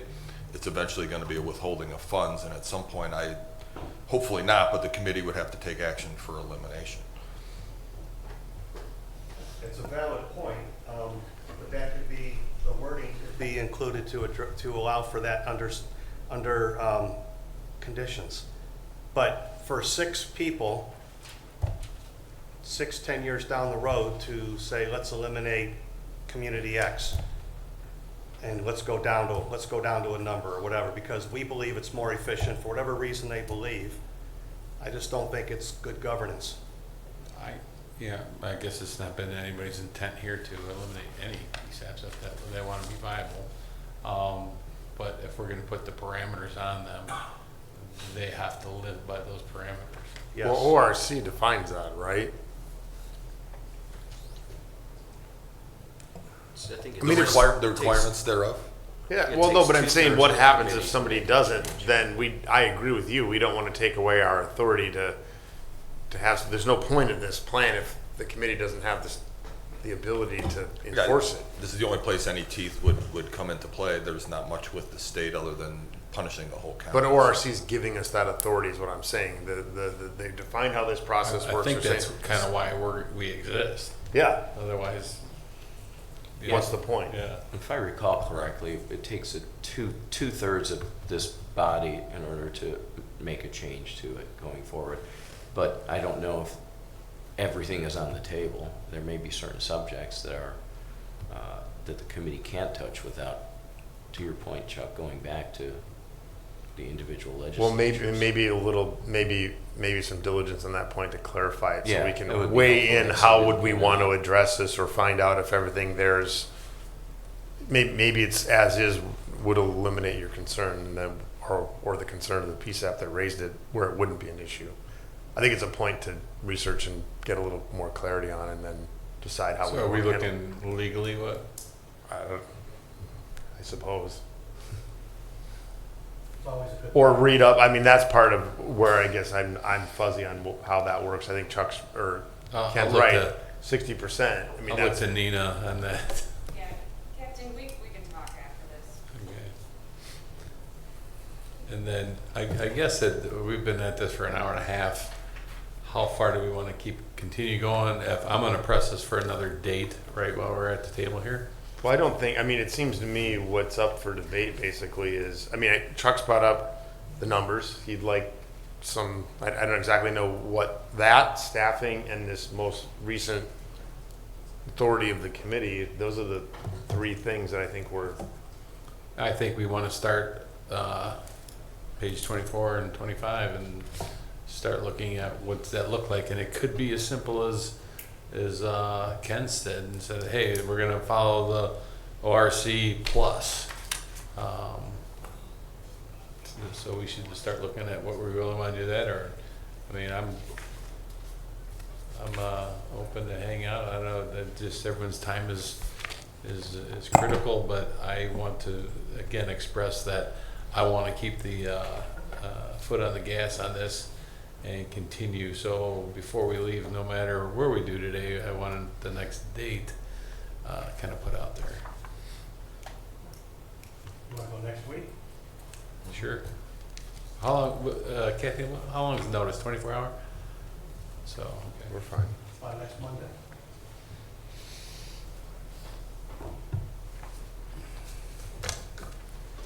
I'm looking at Kathy. Monday, May 19th? Yes. So that's open for, That 1 doesn't o'clock. work for me. I'll be out of Oh, that's state. right. You'll be back Thursday there. or Friday? This week? Next week. Oh, So it'll be the 22nd or 23rd. yeah. 1 o'clock either day?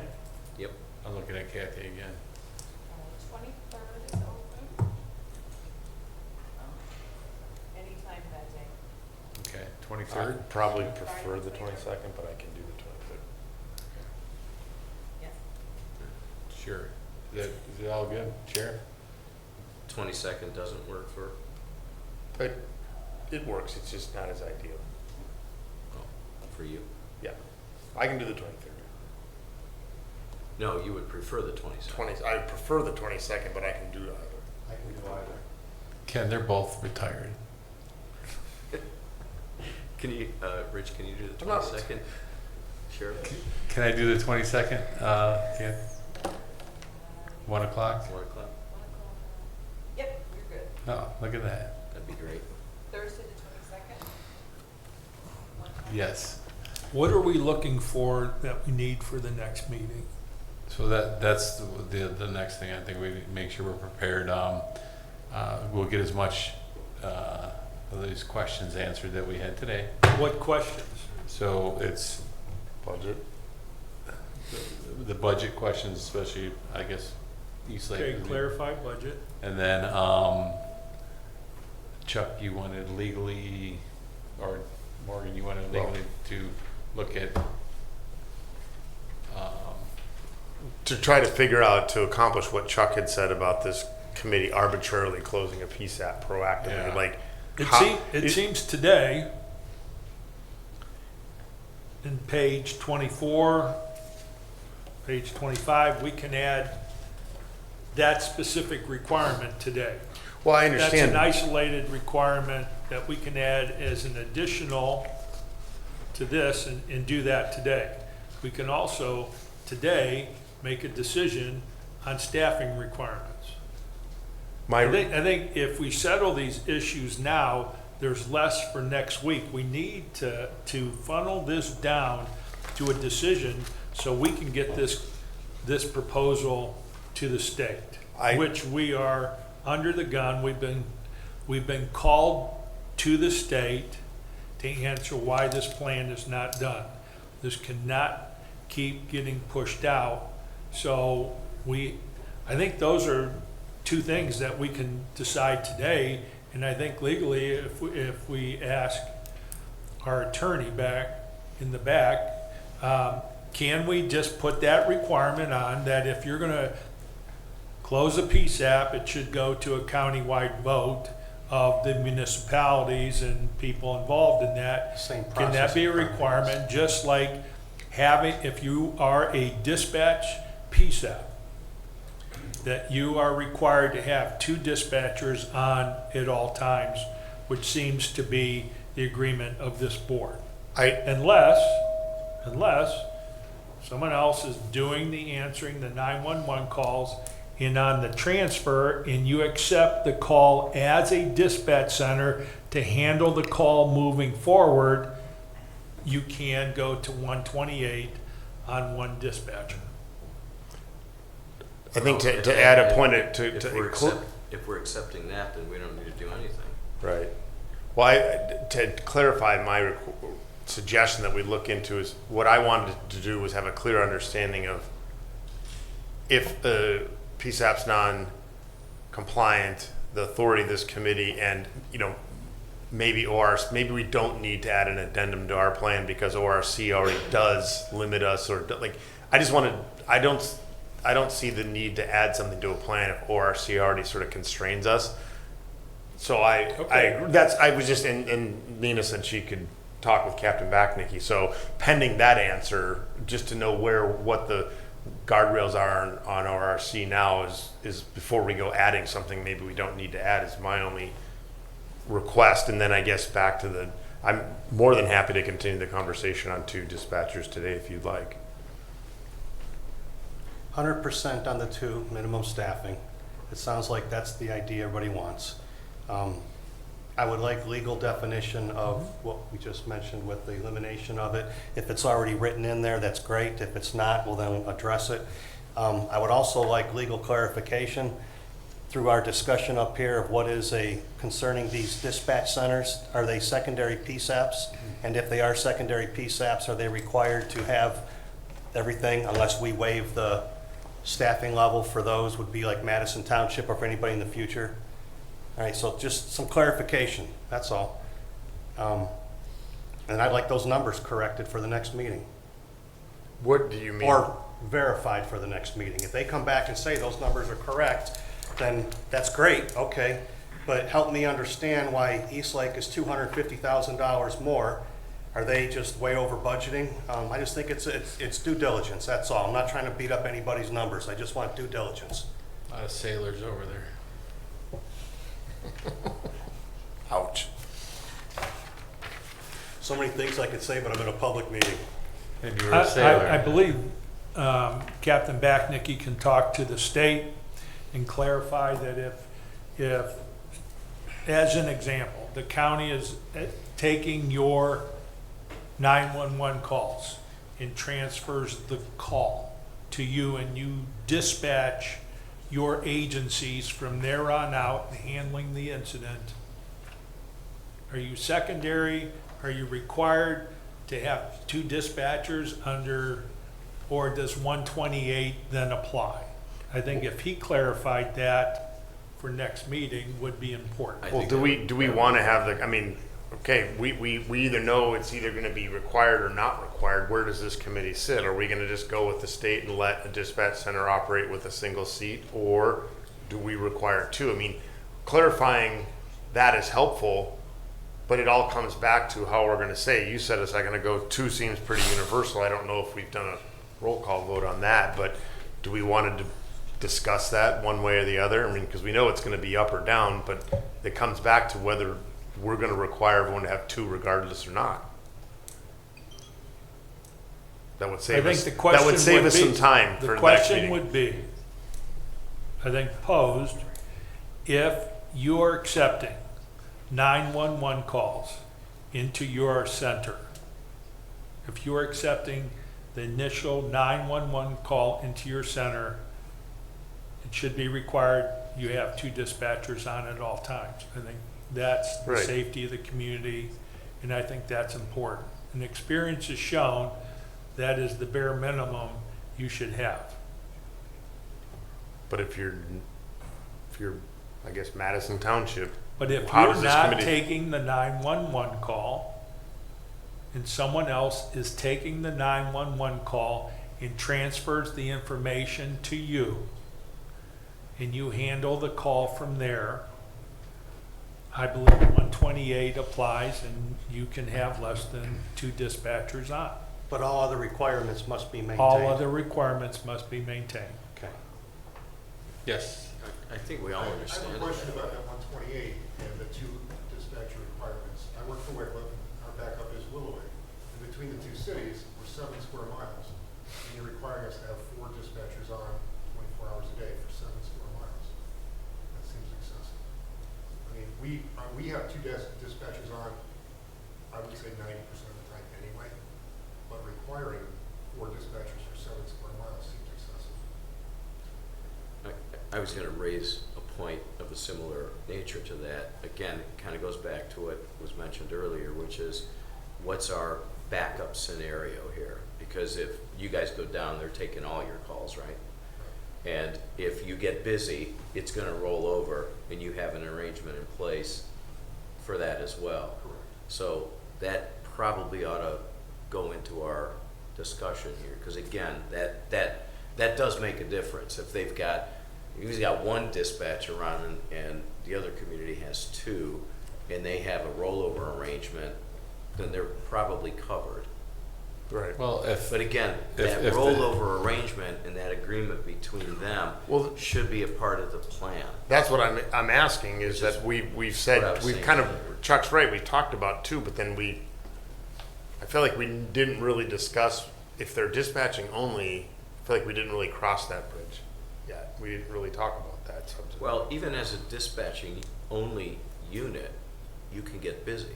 And Right. again, is the county gonna dispatch in the same manner in the future, or forward information in the same manner in the future as they are today, which is you get 50 calls for one incident, are you sending one?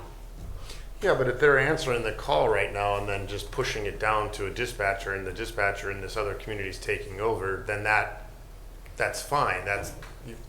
They're doing the heavy, and if that dispatch center said, hey, we're not gonna dispatch him, we're gonna go to whoever, will it be you, county, and contract, and then you're evaluating staffing and hiring someone to do the full boat of load, then that process goes through its full accounting. The question I'm having in front of all of us, are we fine if a dispatch only center under this new plan goes down to one? Because I heard two. I'm not comfortable with that personally, because that person gets sick, you got nobody. So, but if they have an arrangement in place, like Then we're okay. Wilwick and Wickliffe, then maybe that works. Right. Well, here's my issue though. So let's say that arrangement is in place. It's been in place for many Yeah. years. Willock has two on. Wickliffe has one person on for, let's say, a couple hours. Usually, it's an overlap. Sometimes it's just a few hours. Willock loses power. Generator's not working. Now everything's getting dispatched to Wickliffe with one person, both cities. That typically 99% of the time they're each getting their own calls. Again, an arrangement has to be in place to avoid that. The county and the city of Mentor have that. We'll physically send bodies over to one location or the other. I'm not sure that exists now, though. I'm not. Well, Maybe that's something we need but to I mean, find out I from. think That's fine, the and I point- think that's It may not, but I think the point is that we want that to And I think that's a So valid. maybe that's a Yeah. parameter we have to set. could be. Yeah, I think that's a valid point, I and, mean, and that's a some. catastrophic shutdown. I mean, that's or the power same. shutdown. or If a tornado goes through there, yeah. there's probably both dispatch centers are going down, and or they're overwhelmed. And in which case, now what's the next gen 911? The nice part about that is someone can have a laptop somewhere else and probably do it. But I looked at Cuyahoga County's plan, because not a lot of these plans are online, by the way. You probably have to do public records requests to get them. I could only find Cuyahoga's. I looked at a bunch of other counties and couldn't find anybody's posted. But they have like primary, secondary, alternate, catastrophic. They have a whole bunch of layers of where it goes. they have like 22, don't they? They dispatch center? Yeah. Yeah, I think they do. At least that, yeah.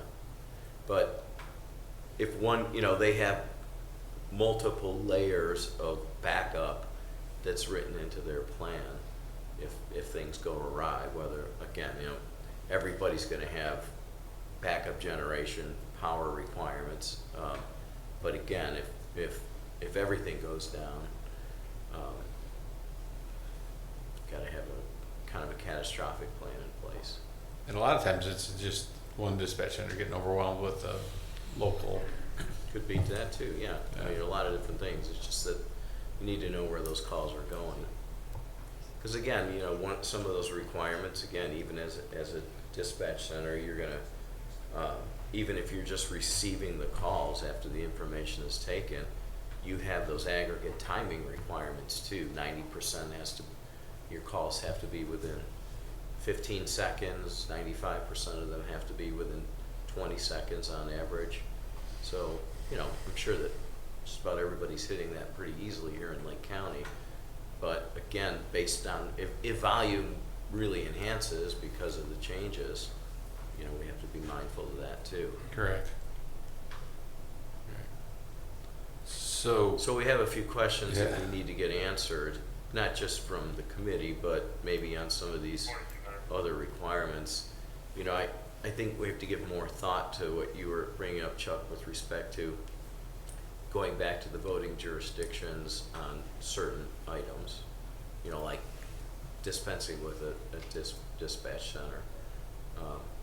I think some of this is already written in where there's oversight by this committee, but there's opportunity for a non-compliant dispatch center to get back into compliance. And I would think that whether it's this group of people or any group of people, they're not just gonna say, well, you're out because you missed this reporting requirement one quarter or whatever the case might be.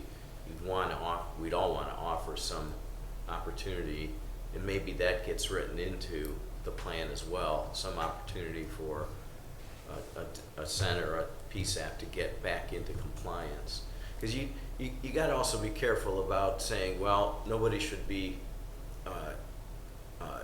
excluded from the opportunity to do that without a vote countywide, because that could get political too. And there has to be a functioning system. You know, we can't just say, hey, you know, Madison is, they want to have their dispatch center, and, you know, all the east side communities are committed to them having it, so we're all voting to keep them in, regardless of their performance. So I think there has to be some level of true oversight by a body. But we can write in some of those things that you've expressed concern about, like completely eliminating a PSAP. We would want to probably have a mechanism for somebody to get back in compliance. Because if we didn't get back in compliance, we're going to lose our funding, and that matters a little bit. We all recognize it's not a lot of money, but that funding could go up in the long run too. And there's been a lot of talk about it's just that. that unknown. We don't know what it's Yeah. going to be. We don't know, you know. Either way, it's not Yeah. insignificant by itself. Well, it's the only piece I think that the state's letting us, you know, that's how they're gonna look at their teeth. That's the only teeth they have in it, so. Right. But, Yeah, I mean, you wouldn't want the county to be at risk to lose its funding just because politically we couldn't, you know, get into compliance. Just for clarification, I'm not opposed to one being addressed if there's an action of non-compliance. The point of the original one was this body arbitrarily making a decision to cut because they could. That's where that fell at. It had nothing to do with the other aspect, but raising those points was good for the discussion, and I'm in agreement there. You have to have a stick to force compliance. So. okay, do we take any action today? I also, one other thing before we break Yes. here, page 22 of the plan asks the two questions, are these current PSAPs in compliance, and will they be in the next two years was listed. I know that's gonna take a bit of a deeper dive, right, Captain, before you can check those boxes? Yeah, that's correct. That's kind of the software thing that I was looking at, and at this point in time, to get the final plan done, if people and the managers of these PSAPs raise their hand and say they're going to be in compliance, I mean, I think we're at the point where if they say they're going to be in compliance and they want to be the PSAP, then we'll accordingly make it so. So if for some reason somebody didn't make it in 2 years, we'd have to deal with that. Yeah, I mean, by the time we would cut over and go into it, if somebody decided to back out of the whole thing, we would have to, you know, reconvene the committee and make that alteration without the popular vote or the vote. So, I mean, the committee's required to meet every March, I believe it is anyway, and depending on time frame or where it falls, we'd address it then. Mayor Fiala, you have any more to add? Nothing else, thank you.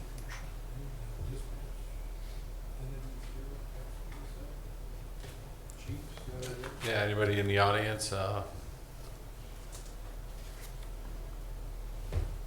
Notification, just making sure, the notification, if you're already aware of the meeting, of the last one, we had a reminder, well, some people had a reminder on Friday, we were not included in that, of course, we're not a PSAP, I understand.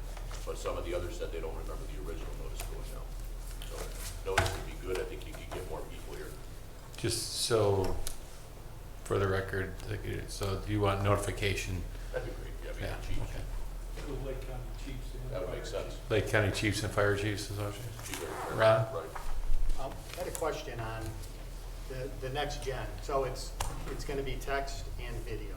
Yes. So if you receive someone's texting you, you're hidden in a closet, you need police, and there's community A that doesn't have the next gen. So if you're going to transfer that information, it's a phone call to let them know what's going on. Will they be able to receive that video or text to that community? If So they don't have next gen, probably not. if they don't have next gen, then they're going to be inside somebody else's geo fence. Am I right with saying that as a committee? Well, yeah. We're going to be compliant. Well, Countywide. His question, will they be able to receive that once it's transferred, the text? the dispatch center has to be next gen 911 for that to happen. But I think I asked that, and Yeah, they've got to be connected to the EZNet to get metadata to transfer over to it, so. But Our they- goal is with all these PSAPs that whoever answers that call is going to be next-gen compliant, will have EZNet connection. They will have that ability to respond with a text. What do you do at the fire station in Painesville Township? Will they have that ability to get it? Yeah, but, when you dispatch. Okay, so Either situation, will those people on the ground have the ability to see that video? we will see the video. Okay. At the dispatch center and relay the information for receiving. Madison. And that's in kind this of my case, point. We Madison should probably be would have all the in technology or all out. to receive that video transfer. Right. So Mentor, as if their own PSAP, would have that ability to see that actual Correct. video. I mean, my only point being is if you're not all in, you're either all in or all out, because if that community A Well, can't get that information, everything's gonna be relayed to them, their dispatch, and they've gotta contact their police, and everything's a relay, as opposed to if you're not in on next gen, then, and if they go with you, then you could communicate directly with them on what's going on. Right, yeah, I mean, somebody's gonna get the data, somebody's gonna get the pictures, the texts. In the Madison example, I guess, yes, it would have to be probably a verbal relay of that information over to them as to what we're getting. The storage of it obviously would probably be at the county, because we're receiving the actual EZNet call. Yeah, I just want to make sure, because we're talking about transferring calls, but that stuff wouldn't if you're not next gen. Yeah, I mean, Dispatch center. if we had first purposes, we had to transfer something to Mentor, that is an EZNet transfer, and it's streamless for the metadata. Correct. It goes both ways. So let me ask a question then, because my understanding of how this, to address, fall on top of what he's asking there, my understanding of how this laid out today was using Madison Township as the example, because they have a dispatch center, but they don't want to go to the PSAP. So they're going to stay at dispatch center. In order for them to get the information from the sheriff's department, they have to meet all the qualifications, period, with the exception of staffing. So they will have the ability to Madison Township to receive the text, the video. That's how I'm understanding this conversation. If that's not the case, then let's get that on the table, because then they should not be receiving that, because if somebody just texts, then it's a wasted text because it goes to you and you can't do anything with it. So it's one or the other in my mind. I'm missing it otherwise. Well, we could do something with it. There's options with us. Either we transfer the information over to their dispatch center with the information that's in the text, if they're not getting any metadata to Madison, or, we've got the option, being the county, to be able to get on the band and directly dispatch that. So, there's safety nets that we could go into place if there is a situation of somebody in the closet sending text that's going back and forth. Could you explain a SIP line? Yeah, a SIP line is basically an internet connection. It does a virtual phone call over the internet. So it's a session initiation protocol, I believe is what it stands for. But it's as opposed to an actual phone line, you're using a SIP line, which is the internet and transferring the information over the SIP. So, and that's, you know, there are ways to have EZNet connection with both end users having the SIP line and be able to have connectability. Phone systems are going to vary. I mean, it would be Vesta to Vesta that would work, but there are ways to connect that. And you can use that to transfer text, correct? Chuck, to answer your question, I think they're not gonna receive it in the same way as, say, the sheriff's department will. But they'll communicate, let's say the text says, I'm in the, closet in the bedroom on the second floor. They'll see the text. They can't send the text, but they could send the same message through the dispatch, through the transfer, rather. But I don't know about images. Now that's where a SIP might come in image.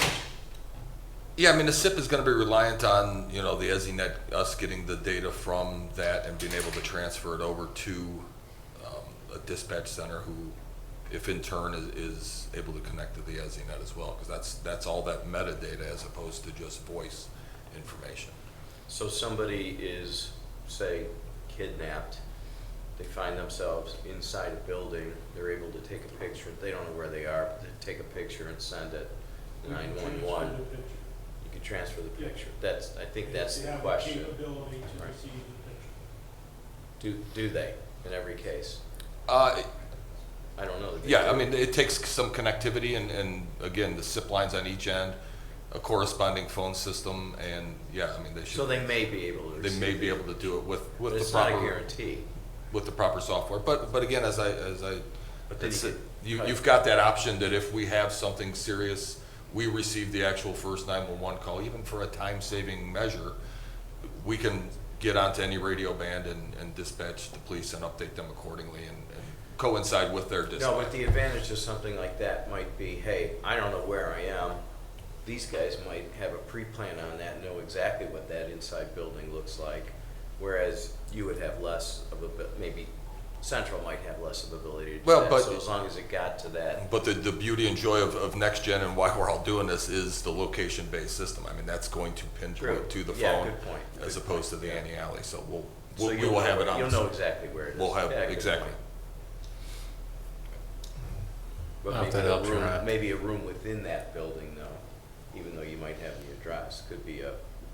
Yeah, well, Yeah. and they're working on, the latitudes and the XYZ coordinates, so it's getting really good. So I mean, that's, Second floor, back closet. they're coming. I mean, the Wycliffe or Willoughby Hills Under the kitchen Towers, sink. we'll be able to get all that information.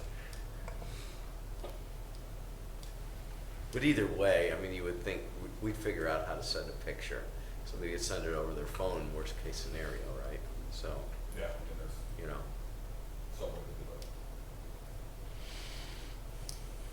Anything next further? Thursday? Do we vote on a working document, or should we put the whole thing together and then vote on it? Or? I would wait till it's all put together. Okay. So I think as a board, we should write down what we want to see in those pages 24 and 25 for the next meeting. We start chipping away at that and getting that solidified. Again, it could be as simple as Ken said, is we're going to take this and here's the enhancements, knowing what we know now as backup, secondary backup maybe, those kind of things, keep those in mind. And we could, make some good progress hopefully next Thursday. So, anything further? Motion to adjourn. Anything further from the audience? I'll have a motion to adjourn.